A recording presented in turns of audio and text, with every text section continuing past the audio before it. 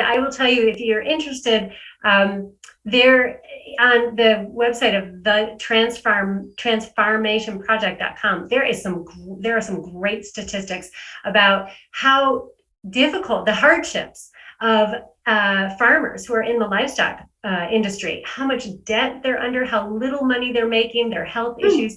So I'm sorry I don't have more of an answer for you. Oh, in terms of financial support.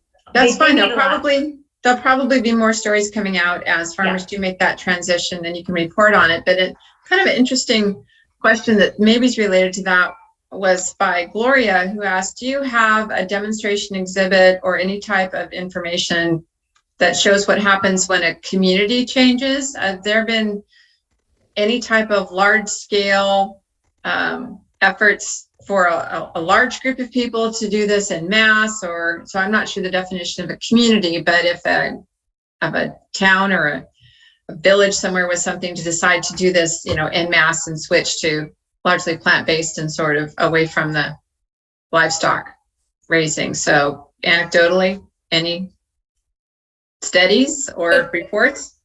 Can I just say something to that question? I don't know if Andrea is aware, but I'm not aware of any step that has been taken by a community to reduce their environmental impact, who has taken this step of going plant-based or plant-rich.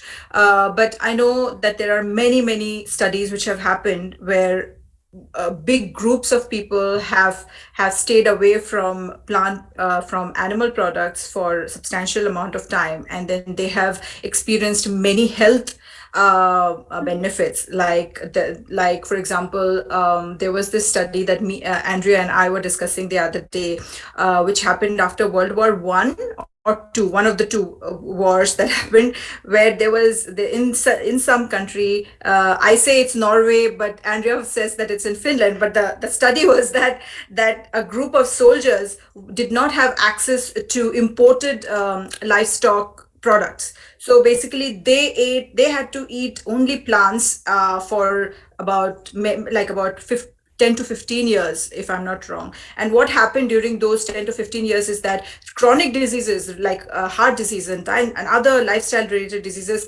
came down substantially for that group of people. And when the borders opened and animal products again started getting imported, they again started having those health issues. So there are many studies which have been done on communities for understanding the health benefits of a plant-based lifestyle, but I'm not sure if that has been done for environmental reasons. Oh yeah. Yeah.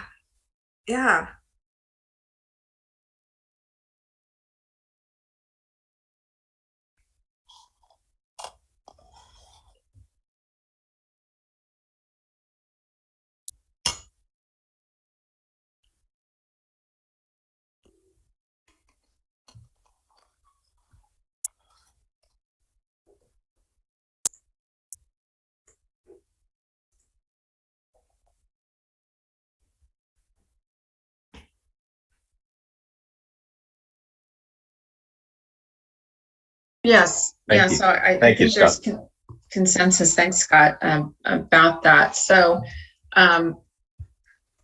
there was a question asked about laws to stop overfishing and to control the commercial fishing organizations. And someone contributed that no, there are no laws. Do you want to confirm that, Ambaree? No. So there are only 6% of the oceans, of all the oceans that we have, only 6% of the oceans in the world is declared as marine protected area. But the sad news is that although it is marine protected, but fishing is still allowed in those areas. And what's happening is that in the middle of the open seas, there is actually no regulation or no supervision to find out whether laws are being followed or there's absolute freedom over there for these fishing trawlers to do whatever they want, how much ever they want to pull out of the oceans. And also there have been several cases of human rights violation also on these trawlers, because of lack of supervision. There is no law enforcement there in the middle of the sea. So a lot of people have been enslaved there for months and years. And to in all for all practical purposes, actually there is no law in the middle of the ocean because there is no supervision. Yeah. And that's so right. That's everything. That's what I understand too. And I just would like to add to that. I'm not an expert in the field, but I will tell you that I do believe that the United commercial fishing in the U.S. in our territorial or waters is actually pretty well regulated. I've actually, however, I've actually spoken to a woman who is part of a group somewhere in the Northeast who's really trying to get better regulation about imports of seafood. Because if you go, I challenge you, go to a seafood counter and look through some of the packaged products. There is a lot from places like China. My understanding is we know very little, if anything at all, about the practices that were used to fish that food. I was shocked when I went one day and just started looking by how much seafood is being imported and sold to Americans. So I just want to add that. Yeah, good point. So kind of a question that I had, because a lot of the Rotarians that are here on this call would say, well, what can we do? And as consumers, we all know what we can do, right? Right there is the first step. We can change our own consumer habits. But is there somewhere where an individual, or maybe it's a club project or something, that you could go to try to have an impact on any type of larger, or join in with a larger group that's trying to also spearhead this effort? So how do we, I guess, make the effort bigger than our own? You mean in Rotary? Not necessarily. No, I know SREG, you have a plant-rich diet task force. So you're trying to get the word out within Rotary, and I think this presentation is awesome, and all clubs should show this presentation. But no, kind of outside Rotary, anybody that your task force is partnering with or trying to make a bigger effort? One partner is, of course, Drawdown. Drawdown is a partner of SRAG. And Yes. And SRAG, as Andrea showed in her slides, that the number 4 solution that Drawdown proposes, a climate solution, is a global shift to a plant-rich diet. Other than that, am I forgetting anything, Andrea? I have a couple of other ideas, and I'll put them in the chat. Okay, a couple ideas. First of all, the three nonprofit organizations I mentioned who are helping farmers transition, they're extraordinary. I mean, like extraordinary and avant-garde. They are the transfarmationproject.org, rancheradvocacyprogram.org, and the other one is agriculturefairnessalliance.org. Okay, so let me just tell you for a minute. These groups are working so hard to find the models the financial models, the operational models, the technology models that will help farmers who want to transition. And there are a lot more than you think because of the perils and the difficulties in the supplying the big, huge JBSs and meat plants, meat processing companies. So I first would say, look at those organizations and let's support them. Number one, they're rather small right now, but they could grow very big. The other thing I would say is that there was something that just flew out of my mind, but it might come back. There is a really amazing effort underway that's global, that's gaining steam. Yes, the plant-based treaty. There should be a Y there. Plant-based treaty.org. Ambaree and I have signed that. There are basically what that treaty is doing is it's trying to create a vision and a path, actual action steps for the planet at large to move forward toward a world that is based more on plant-based diets and plant-based agriculture, and they are gaining support of politicians around the world. So that's something to take a look at. And if I remember the other thing, I'll let you know. I'd like to make sure that people underline that heavily. The issue we have in addressing the climate crisis is not that we're not doing things. It's not that we're not making progress. It's that we haven't changed our lifestyle. So what we do around a plant-based diet, what we do around our lifestyle makes more of a difference than anything else that we can do. So I think it's important when you have an international agreement or treaty that is being sought, that is one way of moving forward. Otherwise, what we're going to do is we're going to allow ourselves to be caught up in all the things that we've been doing that aren't working and don't change our lifestyle. Sorry, I get a little. I like to. Thank you, John. I'm carried away there. No, thank you. Thank you for saying that. The plant-based treaty is actually what they're trying to do, and just adding to what Andrea said, they're basically trying to bring forth the fact that if you have a set of climate solutions that you want to be a part of, whether it is as an individual or as a community or as an organization, or just being a representative of anything that you want to represent, in the set of climate solutions, you have to include the dietary habits, our current dietary habits, and the solution must have something to do with modifying our current food systems. Because if we totally ignore that, as if it didn't exist, then we are actually not completely solving the problem. We are not attempting to solve the problem, because a chunk of the problem a big chunk of the problem is actually germinating from how food is being consumed and how food is being grown around the world. Yeah. So Ron has a question. John, can we? Yeah, thank you. Sure. Yeah. Thank you. It's amazing how much a cow poops. That's True. That's not my question. That's not my question. So, I mean, this is amazing information. And you've got a core group here that is interested.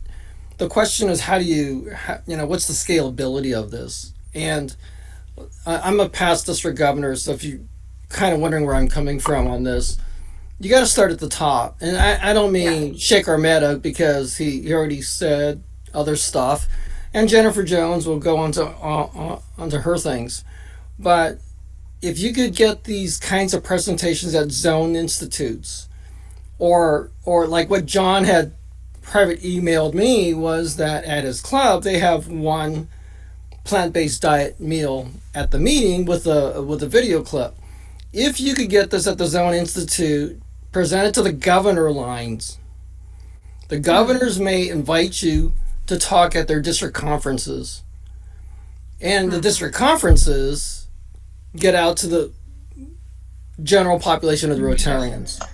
So I'm going to send a message I'm on the finance committee, and I go through conference stuff, suggesting, hey, let's have a plant-based diet meal and have a presentation at the same time, at a district conference.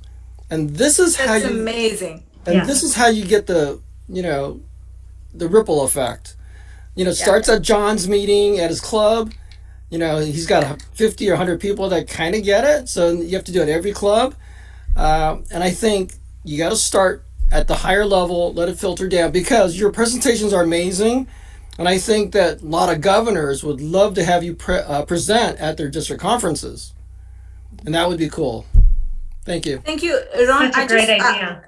Thank you so much for that. Thank you. Actually, I just want to say that, this team, the Plant Rich Diet Task Force, we have come together to form a team only in March, right, Andrea? March or April, this year. Yeah.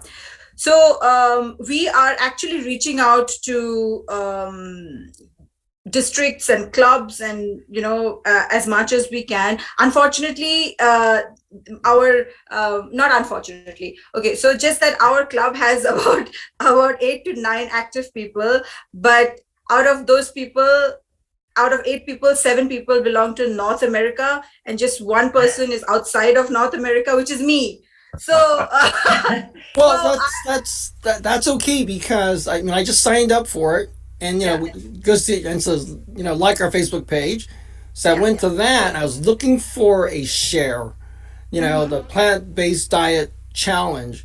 I want to share that on my Facebook page, but I was Thank looking you. for that. So Yeah. if you could pop that in and we all start sharing it, because not just Rotarians, we all have friends that are Yeah. non-Rotarians. Absolutely. So that's, we have to use social media to get the word out also. Right. Yes, yeah, of course. one other thing that was said in the chat that might be helpful is this presentation, club basis is a little bit long.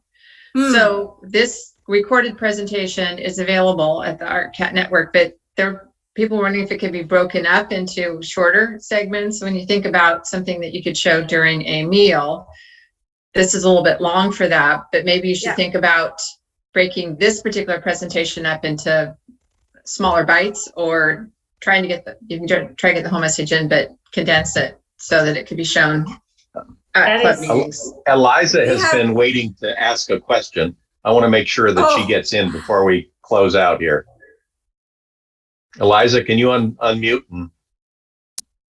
I've been busy making comments. One was about the Blue Dot project, and it identified places in the world where people live the longest. And the only one in North America is Loma Linda, California, where people live well up to 100 or very close to it. The other thing I just put out, because this is one of my favorite projects, is for Pete's sake, don't use peat in your gardening products, because saving our peatlands is one of the cheapest and most efficient ways to reduce climate change. And that comes from the United Nations. And when you're shopping, avoid anything, and it's not easy, avoid anything with palm oil in it, because it generally comes from Indonesia, where they are destroying their peatlands there for palm oil. So I'm all for eating veggies, but let's stay away from palm oil. So just something I would bring, sometimes if you go blanket for something, you got to make sure that you're doing the right things. So I just want to put that out, because 3% of the Earth's surface is covered with peatlands, and they store up to 10% of our carbon. Thank you. Okay, we're going to close out it, but if two more questions, Terry, go ahead. Okay, I'm sorry, Ambaree. I just wanted to respond to Terry, that normally our presentations that me and Andrea and a lot of Scott and Georgie and basically our Doug, the presentations that we are giving at our clubs and districts is actually 20-minute. They're smaller, and they kind of fit into the club agendas that they have. Normally the speaker slot is for 20 to 25 minutes. So based on how much time we are given, we kind of modify our presentation. But I'm thinking in terms of duplicating yourself, if there was a pre-recorded version that was shorter, that didn't require you to actually be present at a club meeting, that a club could choose to show. I don't know if you have any of those. Oh, it's such a good idea. How long would you suggest? Like a 20-minute presentation? 20 minutes, perfect. So we do most of our I don't know about Andrea, but a lot of presentations that I've been giving, they are being recorded by because they are actually happening on Zoom. A lot of them still are happening on Zoom in this part of the world. So so we could definitely we could create something also and send across. Well, maybe record your next one that's 20 minutes or so if you want, and provide it to John or something, and we can make it available. On our resource page. Sounds good. I would love to go back to Ron for a second. Ron, thank you so much for that great idea. I would invite, I'm sure, the whole Plant Rich team, and we've got several team members here, Doug and Joji and Scott and Manish. All of us would be open and would so welcome any connection you can make with any of the district governors, because it's going to be much more powerful that request is going to be more powerful coming from someone in their district. So we're happy to connect. That's a great idea. And the other thing is, there's president-elect training that happens, all these different districts. They're always looking for keynote speakers. They're a little bit more focused on leadership and some other things. But if we put a spin on this, that this is the seventh area of focus, protecting the environment, could get you in there. as a topic. And how do you make a project out of this? Is do you challenge the members? I mean, on a 30-day challenge, how many members change their habits for 30 days? Like 1 meal a day or 2 meals, and you can have a district challenge of clubs and meals maybe or something. But that's the next level down, is the President-elect training seminars. Okay. Great It's idea. a wonderful idea. Thank you. Thank you so much. Okay, I'm gonna wrap it up. I think this is fabulous. I think the presentation, the material was wonderful. It was aggressively interesting and supportive, and the recording will be available in the next couple of days. Make sure that you promote it. Put it out to as many people as possible. I think that would make a huge difference. Right now, we're getting between 12 and 1,500 hours worth of people watching our videos. So let's promote this in every way possible. I appreciate everybody being here, and look forward to more opportunities to share with Ambaree and with Andrea. Thank you very much.